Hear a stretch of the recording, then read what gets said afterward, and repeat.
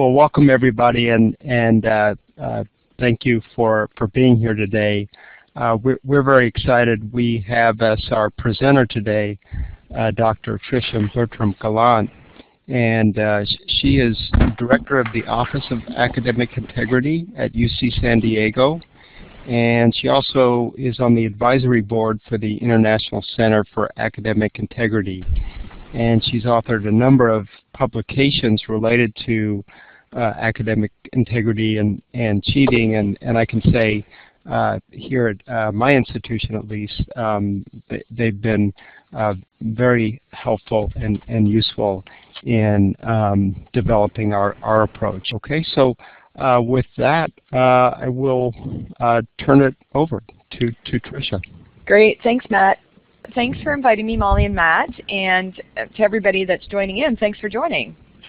So I do have some slides to cover, some points to cover, but I'm looking forward more to a conversation, your opportunity to ask me questions. There's so much in this area to cover that I can't possibly cover it all anyway, so I'm kind of just giving a really broad surface highlights of some very important tools and techniques and things that you might want to think about. Of course, it doesn't get into much depth, but at least this will give you an introduction, and you can always go search out more information on your own or ask me questions for what you're specifically looking for. So this is an overview of what we'll try to cover today. Basically, we're looking at how do we institutionalize academic integrity so that cheating is the exception and integrity is the norm, in online as well as face-to-face classes.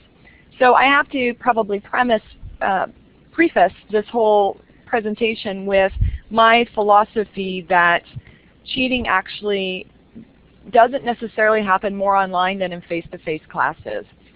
Now, I said doesn't necessarily. I think that if you have a 20-person face-to-face class and a 1,000-person online class, of course you're probably going to get more cheating in the online class. But if you compare a 400-person in-class lecture at a large university to an online class, you can get just as much cheating, fraud in the face-to-face class as you do in the online class. Kids can come, hire people to take their exams for them in face-to-face classes that are that large. People can buy, pay somebody to write their essays for them. They can plagiarize just the same as online or face-to-face. So I want to put that out there up front. That is my approach to this. I think it's dangerous to assume that one venue is more safe or more dangerous than the other in terms of cheating, and generally it's dangerous for the people who teach in brick and mortar institutions, because then they get a little bit lazy and settle back and say, well, at least we're not online education. We don't have to worry about cheating like they do. That's a dangerous assumption. So my premise is to talk about academic integrity no matter what the environment, no matter what the medium is for our teaching and learning. So these 4 phases for institutionalizing academic integrity come from years of research that I've done with my mentor, actually, Pat Drinan. He was the person that got me into this topic in 2002. And so we looked at all the institutionalization literature and the organizational theory literature, and have borrowed from that research to come up with these 4 stages and what that means for academic integrity. So the first stage is recognize and commit. Obviously, if people don't even recognize that cheating is a problem, they're not going to commit to addressing it, and they're not going to do any of these other things. So that's the first stage, and it could be perhaps the most difficult one. The next one is once you've got at least some buy-in, you're going to generate responses to the problem. Then, of course, you're going to implement those responses, and then hopefully you'll eventually get to institutionalization.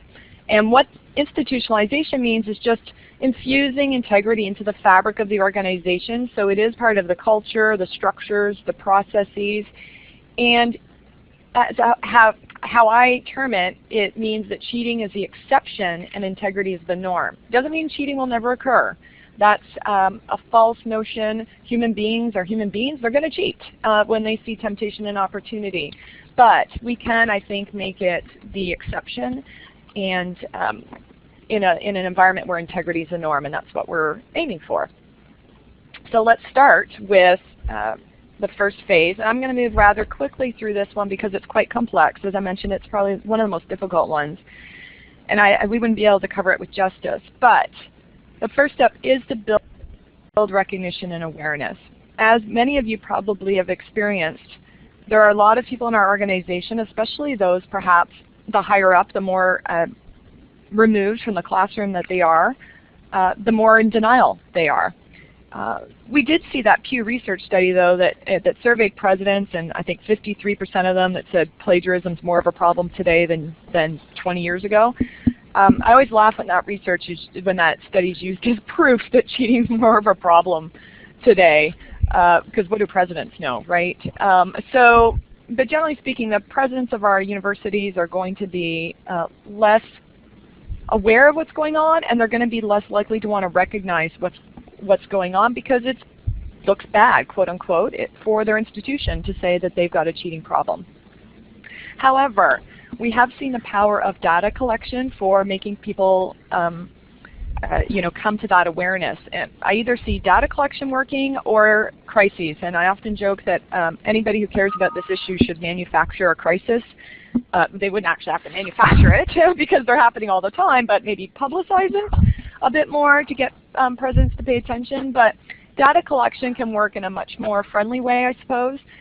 Years ago, I think it was in the early 2000s, Duke University did a survey that's available through the International Center for Academic Integrity. And they collected their data and they saw, oh wow, a large percentage of our body is reporting that they're cheating. So Nan Cohan, the president of Duke at that time, stood up at the bully pulpit and said, Duke has got a problem with cheating, and here's what we're going to do about it.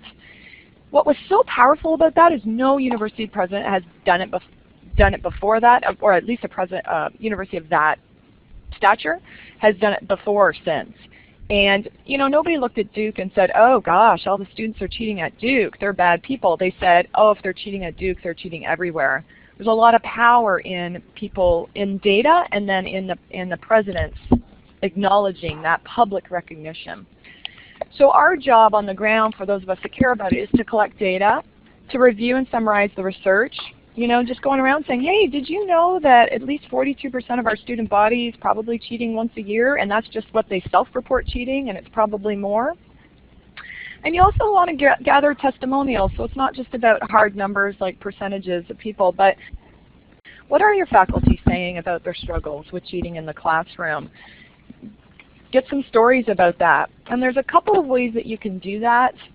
One is through that study or that survey I mentioned earlier that ICAI has, that you can survey your population, and I highly, highly recommend you do that. If you've never surveyed your faculty and students before, you need to do it. You need to find out where your population's at, even though they're probably not that much different than everybody at all the populations at all the other schools, but it's still helpful.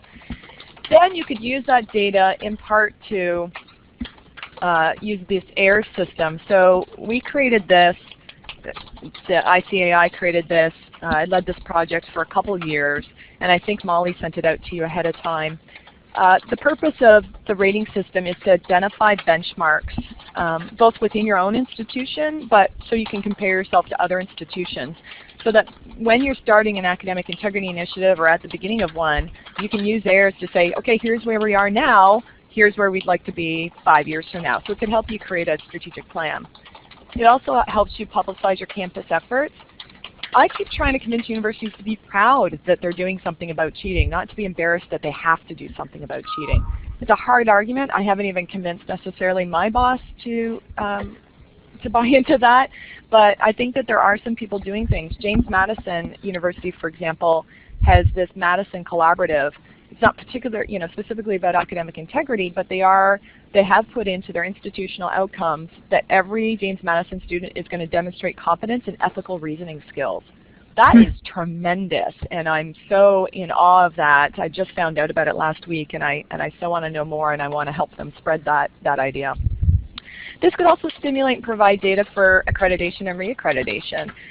One thing that ICAI is trying to do is convince accreditors that they need to be caring about integrity, and they need to be asking for data that proves that people are doing best practices in academic integrity in order to get reaccredited.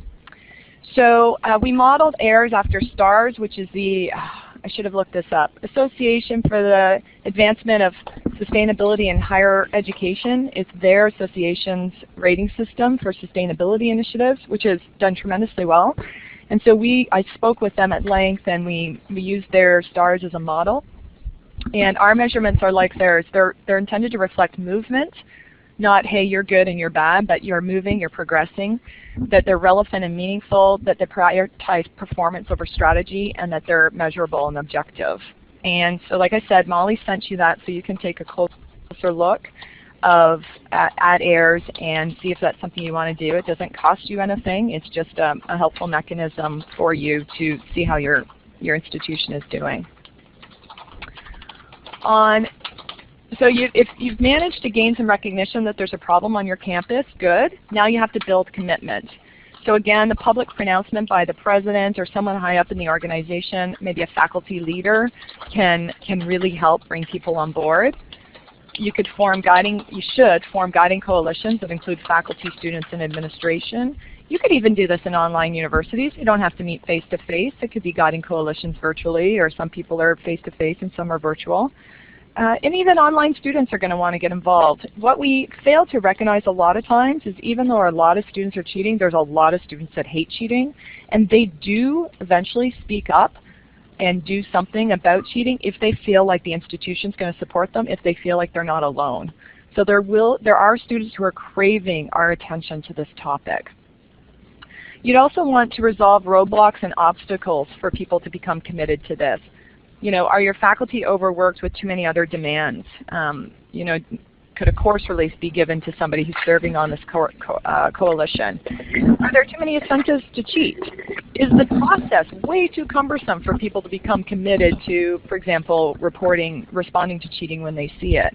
So you have to look, and when you collect that data, some of the things you should be asking people is, why don't you, physics teacher, why don't you talk about academic integrity in your class? Why don't you respond to cheating when you see it? And then you'll be able to identify what your roadblocks and obstacles are at your particular institution. It could be the physics professor says, I have no idea how to talk about academic integrity. And so then you know that maybe you need to offer some training for your faculty.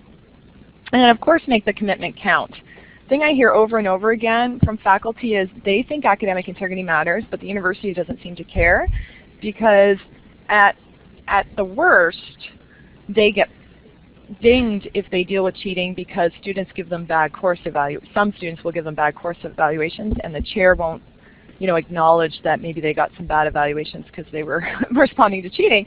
The best case scenario is they just don't get any recognition at all, negative or positive. So we have to make the commitment count for our faculty and for the students. What are the incentives for academic integrity? For example, the reputation of our programs will improve, and therefore more employers will want to hire us. And we need to then advertise the benefits of our program and our attention to integrity. Let me know anytime, Matt or Molly, if there's chat or questions you've seen come in that it's useful to stop at. Okay, thanks. Yeah, I didn't want to interrupt, but I did note a couple of people. Tom Dolan at Texas Tech shared reports, annual reports that they put together on academic integrity, and Luke shared that he had put together a faculty survey at his institution. So that was interesting to me to see what's already being done out there. Yeah, that's really important. We put out annual reports as well. Not a lot of schools do, or they do kind of a limited, here's the basic numbers. Again, that's part of the institutional shame of not wanting to admit that they have cheating. But what they have to realize is that all of us have cheating, and there should be shame if we don't have reports of it, because that means we're bearing it, that we're not addressing it, that we're allowing it to continue, right? So we have to help people reframe their perception of what is bad for the university or college and what is good for the university or college.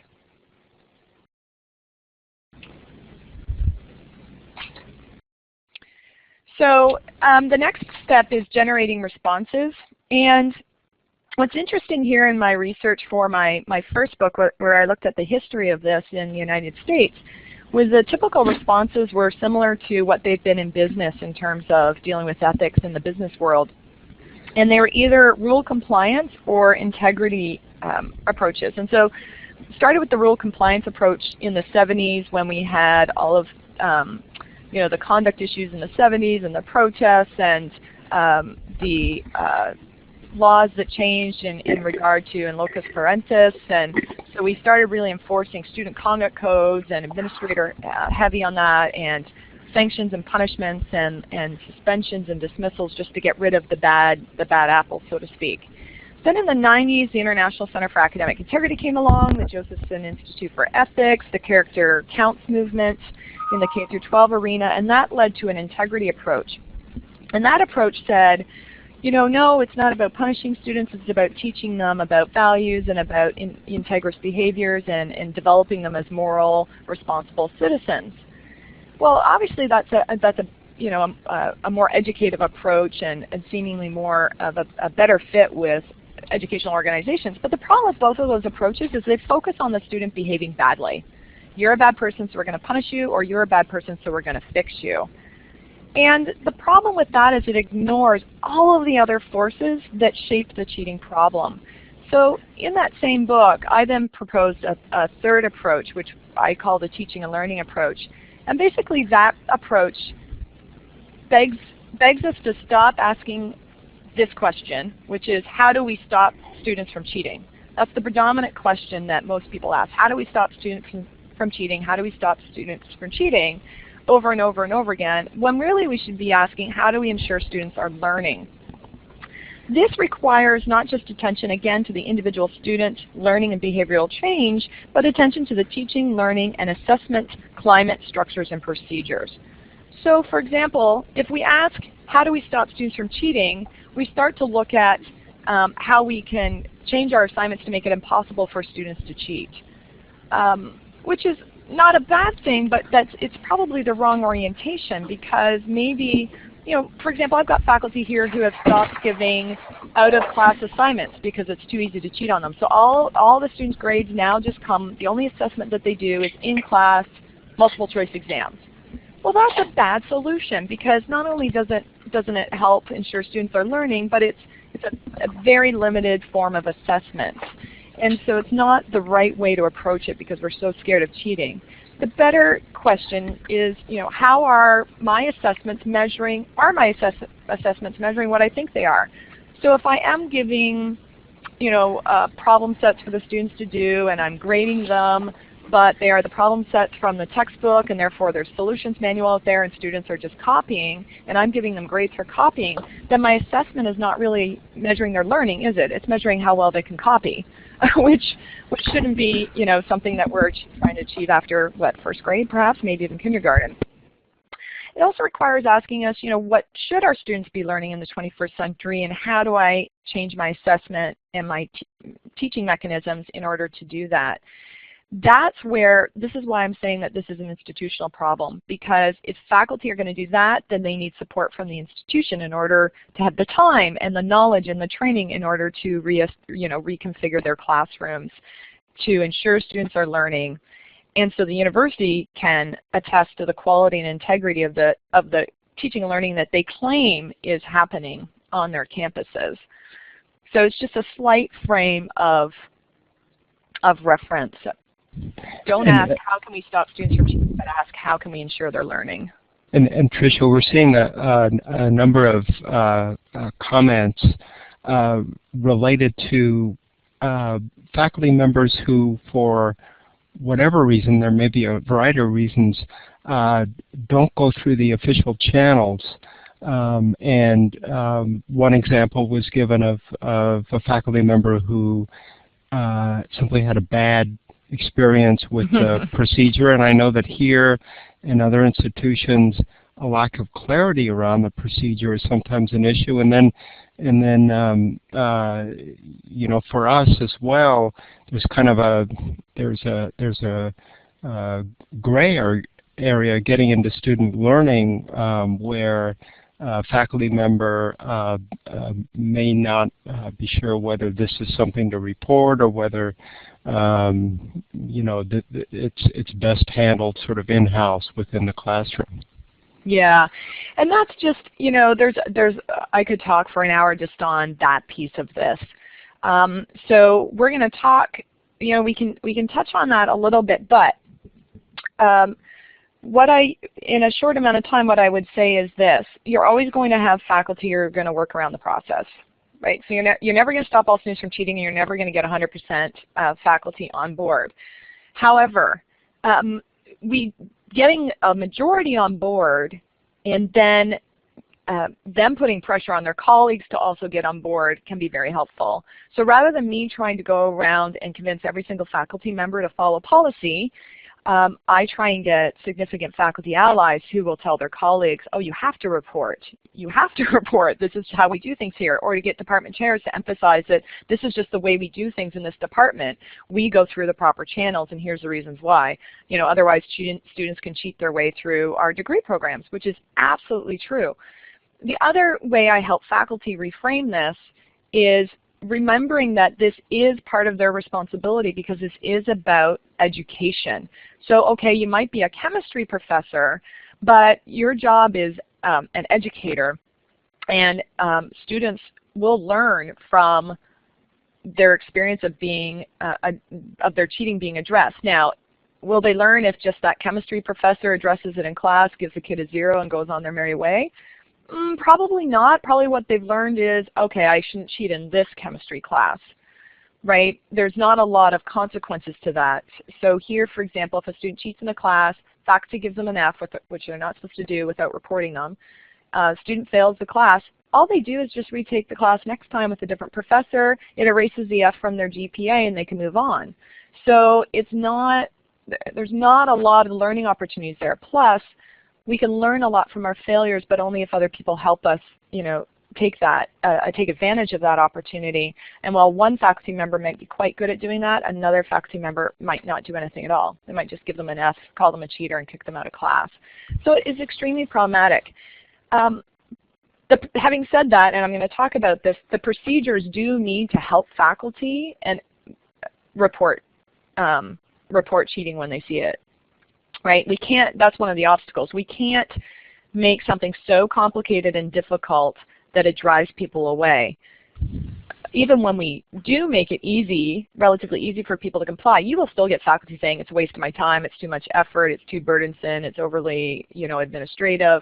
You'll still get faculty that do that, and I get faculty who have been through the system once, 12 years ago when it was a totally different process, and they still tell people not to follow the process because of this one time 12 years ago where they lost a case and the process was not worth going through.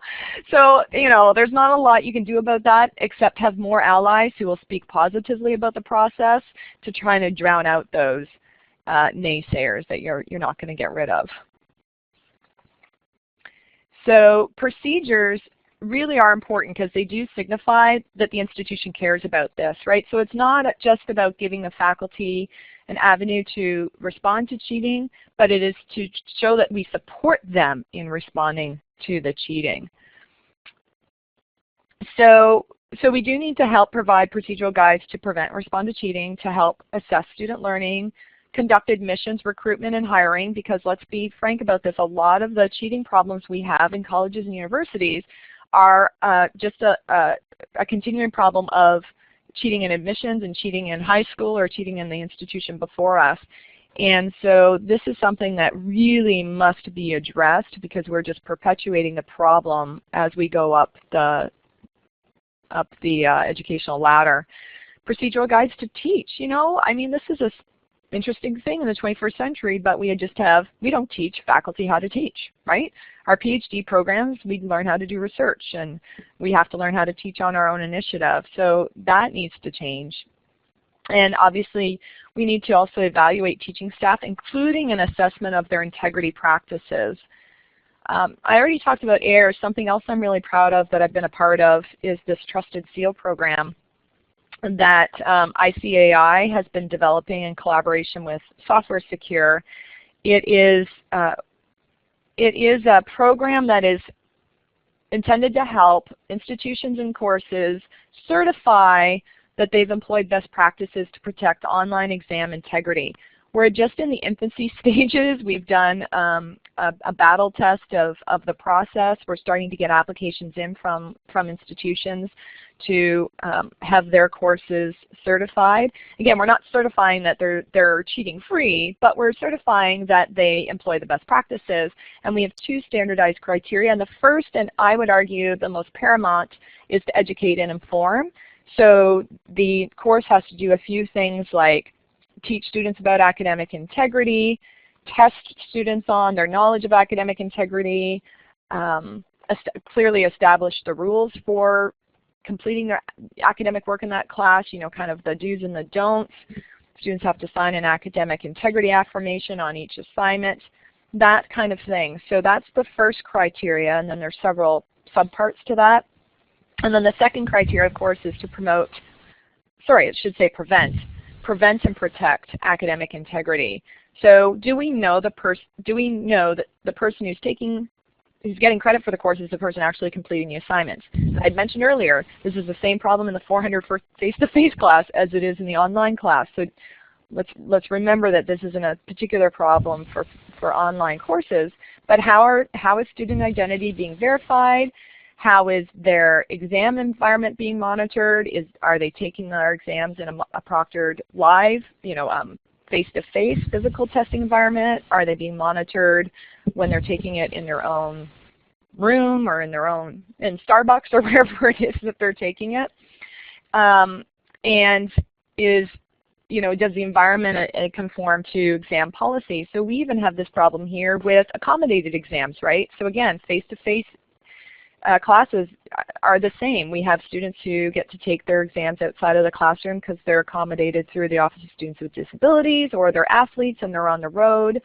So this is something that's extremely important for having procedures and structures in place that will help faculty protect integrity and make cheating the exception. Tricia, a couple of questions that have come up. One was an earlier question, but I think it's related in a sense to this issue of an institutional level certification, and that's a question Molly had raised about the emphasis on learning outcomes and assessment, which of course is extremely important to accreditors. Mm-hmm. And given your own efforts to help convince accreditors of the importance of academic integrity, and given what you had just said too about emphasizing reconceptualizing the issue as one of student learning rather than mm-hmm. policing. What maybe you could comment a little bit on the connections between academic integrity and assessment, and how this might be a way of pushing accreditors to value it. Yeah. Well, I think the connection is being made on our end as the academic integrity folks, but we need to get more of the connection on the assessment side. So, we're saying that academic integrity is connected to assessment. If you're concerned about what students are learning, you're automatically going to be concerned about the integrity of the work they're submitting to you, otherwise you're not assessing the learning. The problem is I don't think that those that are experts in assessment, we're 2 different offices, maybe some universities don't even have an assessment office yet. We don't necessarily work together. In some universities, the integrity people are under student affairs, and the assessment people, of course, are under academic affairs. So they hardly, and they don't even go to the same socials on campus. But so on the assessment side, we do need more assessment folks thinking about integrity and of the assessment mechanisms, and then of the work that the students do. Accreditation has been terribly resistant, and I think it's just because it's such a monolith and there's so many people involved, and there's probably so many people asking for quote-unquote their pet project to be included in accreditation, like sustainability or diversity or all these kinds of things, right? So unfortunately we haven't yet been able to position academic integrity as more central to the actual ascertaining the quality of the education that's being offered and proclaimed at a particular institution. And frankly, that should be the core of it. So I'm not sure if I'm answering your question except to say that we're still struggling. So if anybody out there has ideas or thoughts or connections or wants to help make movement on this, we'd be more than happy to have you join the cause. But I think that this, like I said, this Madison Collaborative might help. This James Madison thing might help because they are doing it as part of, that's one of their institutional outcomes for reaccreditation. I spoke with a community college in New York that's going to be doing this as well. So I think I'm seeing movement around the country, pockets of movement, and once there's pockets of movement, it's going to be easier to convince the accreditation associations to take it seriously. Yeah, that was helpful. We also have a couple of more specific questions about the SEAL program. A couple about how much the process costs, and do you review for research purposes? And then thirdly, a question about whether SEAL is something that's implemented at the course level or program level, or both. Oh, these are such great questions. As I said, we're in our infancy stage, so we're figuring a lot of the stuff out now. There will be costs. We're not sure on what those costs will be, but we have to have costs to cover the cost of the system to run this, the websites, you know, coordinating the program and everything, and because we expect it to be quite a job to coordinate. So there will be actually different levels of cost. So institutions could have a membership, and then we would train internal reviewers, and then their costs would be reduced because they'd have their own internal reviewers. So we're coming up with a couple of different models, and we expect that to be finalized hopefully by June, or relatively around there. So costs, there was a research piece of that, I forget, but I think there was a third question that I was going to mention right after cost. The research piece, we haven't, the program versus course level. Yes, both.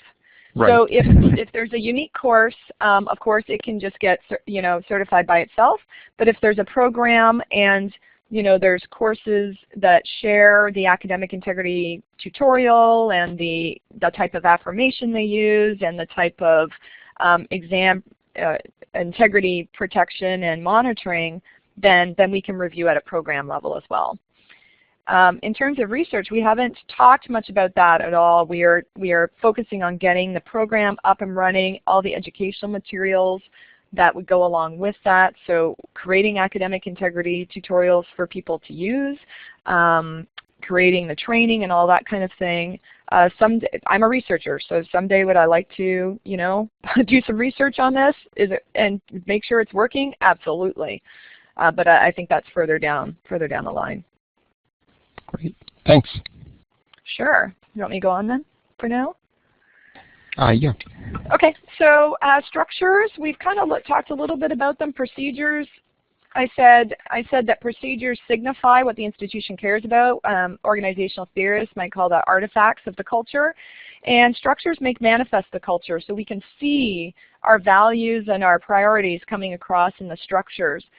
So, there's very few universities like mine that actually even have an academic integrity office. There are a few around the country, but more of us need to have these. The trick is for smaller schools, could you link it with other like-minded units? And I think yes. I think it depends on your institution.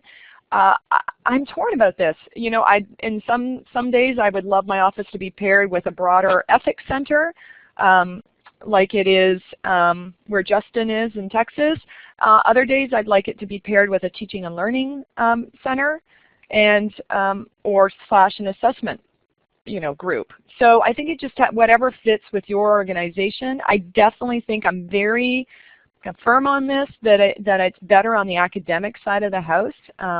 our universities are bifurcated, whether we like it or not, and faculty, just me being on the academic affairs side of the house has made more faculty follow the policy and process and work with me because I'm one of them. So that's helpful. I think key positions, the person in charge of the Academic Integrity Office, I think it should be a faculty member, at least somebody with faculty credentials, should have some affiliation with the center, whether they're a director or part-time director. But again, it shows that's their faculty bias and the ally there. Plus, then you always have somebody who is teaching who can speak to that. We obviously need teaching and learning support. If we claim a quality undergraduate education, then we need to make sure that we're offering a quality undergraduate education.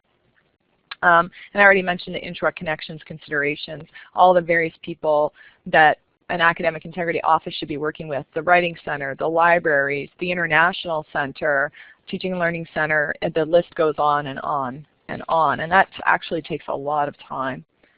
And then finally, of course, climate provides the atmosphere for the culture. And climate is about attitudes and beliefs, what people think matters. Even if the norms and morals are what makes up the culture are one thing, if people have different attitudes and perceptions of that, then you've got a problem. So your climate needs to be a healthy, ethical climate, again, where cheating is the exception and integrity is the norm. Where you might hear people say, that's just not, a professor saying to another professor who says he's not going to respond to cheating. That's just not the way we do things around here. That is not the blank university way. You can do norms campaigns. We've used social norms campaigns for other behaviors like binge drinking, but for online environments or for even this behavior in face-to-face environments, that won't work because the majority of students are cheating, and so a social norm campaign might not actually work. But a moral or ethical norms campaign where we start actually even just talking about integrity and ethics and putting those out there. I call it a countercultural message. So students always hear amongst themselves about cheating's okay, let's do this, but they don't hear the countercultural message to say, no, actually it's not okay, and here's why. I think we need to brand integrity. I think Trusted Seal helps a lot with branding integrity. I think the AIRS mechanism, the Academic Integrity Rating System, helps a lot to help brand integrity. And I think once institutions do this, they need to start bragging about it. They need to start putting it up on their webpage, and they need to say to employers and grad schools and professional schools, hey, come recruit our students because we're paying attention to the integrity of our coursework, and you can trust the grades we give out more than schools who aren't doing any of this. We could do this. We have to speak consistently and persuasively about this, kind of like I've been talking about all along. Socialize new members into the culture. One of the biggest mistakes we make with new faculty and new students is we orient them, right? Here's where whether it's online or face-to-face, here's where you get your books, here's where your classes are, here's where the study rooms are. We don't socialize them into our culture, and this is particularly so with students, but even with faculty. What are our norms and values? What are our rules and customs? We just kind of throw them in there, and students in particular are temporary visitors, and frankly adjunct faculty are temporary visitors to our academy. We can't just expect them to know how to act in our culture. And when we leave them to their own devices, they will do what you and I do when we go to a new and foreign culture we've never been to before. We look around to see what everybody else is doing, and then we just follow, right? We don't want students looking around to see what other students are doing and following them, and that's going to get us into trouble. We obviously need to provide training and education for both faculty and students. We need to teach professional integrity, and we need to teach the chemistry professor how to teach professional integrity in chemistry, and how the physics professor can talk about professional integrity in physics. And I've done that here with a few willing faculty members. And of course we need to model the desired behaviors. So if we expect students to cite their sources in their essays, we better darn well cite our sources on our lecture notes, in our presentations. So then this takes you back to AIRS. So I mentioned AIRS at the beginning to assess where you are now at the beginning of your work, or wherever you are now. You might not be at the beginning. And then you can use AIRS again in 3 years. How are we doing? Are we any further? Have we moved on any of these items? oh, we haven't moved on these 2 items, what are we going to do now? So this can help you create your strategic plan, check in and assess your strategic plan, and keep moving towards institutionalization. That's the end of my slides. Thank you so much for the presentation. Like I said, I think this really, this webcast, which we've recorded, it's going to be a terrific resource and really builds on a lot of the questions and issues that were identified in our previous meeting, and so we're really grateful for your taking the time to present to us today.